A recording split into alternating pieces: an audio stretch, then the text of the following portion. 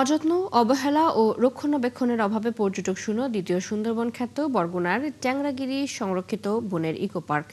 নাম যশ শুনে যারা আসছেন তারাও ফিরে যাচ্ছেন হতাশ হয়ে। ভাঙাচোরা সড়ক ও হোটেল মোটেলের ব্যবস্থা না থাকায় চরম ভোগান্তিতে পড়ছেন দূর দূরান্ত থেকে আসা পর্যটকরা। সাগর আকনের তথ্য ছবিতে প্রতিবেদন। ৫ বছর ধরে পড়ে আছে বরগুনার তালতলীর ট্যাংরাগিরি সংরক্ষিত বনের ইকো পার্কে প্রবেশদ্বারের এই ব্রিজ নির্মাণ। পর্যটন মৌসুমে এবারও পর্যটক ছিল হাতে গোনা কয়েকজন। অপরূপ সুন্দর এই বনের সৌন্দর্য উপভোগে শুরুতেই বাধা পেয়ে হতাশ হয়ে ফিরে যাচ্ছেন অনেকে। এক যুগ আগে শুরু হইলো, এখন এক যুগ পার হয়ে গেছে, কিন্তু এক যুগ পার হইলেও এখন পর্যন্ত তারা কোনো সংস্কার বা দৃশ্যমান কোনো উন্নয়ন করে নাই। আমরা চাই এই নায়াসিনামাইড ও স্যালিসাইলিক সমৃদ্ধ লিলি ফেস ওয়াশ যা ফেসের ডেড স্কিন সেল দূর করে দেয় দ্বিগুণ ফাস্টার ব্রাইটেনিং। এই এলাকাবাসী হিসেবে এটা যেন খুব দ্রুত এই ব্রিজটা সম্পূর্ণ করা হয়। এদের মধ্যে যারা ঝুঁকি নিয়ে নৌকায় পার হয়ে প্রবেশ করছেন পার্কে তারাও পড়ছেন চরম ভোগান্তিতে।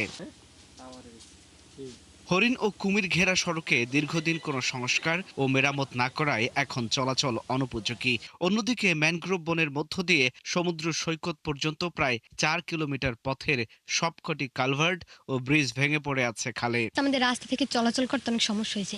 রাস্তা ভাঙা, আর জায়গায় জায়গায় দেখা গেছে গাছ ফেলানো, আমরা চলতে পারিনি।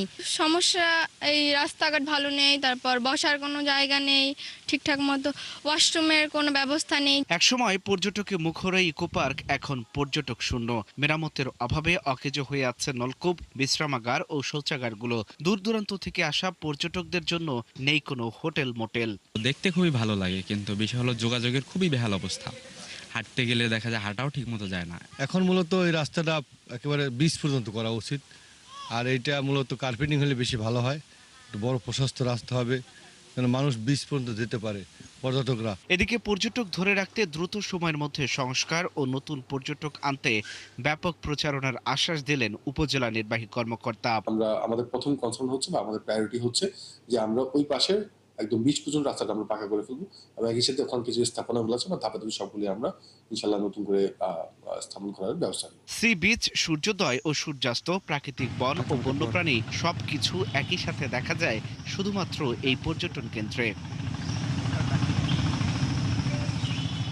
আল ইমরান, ৭১।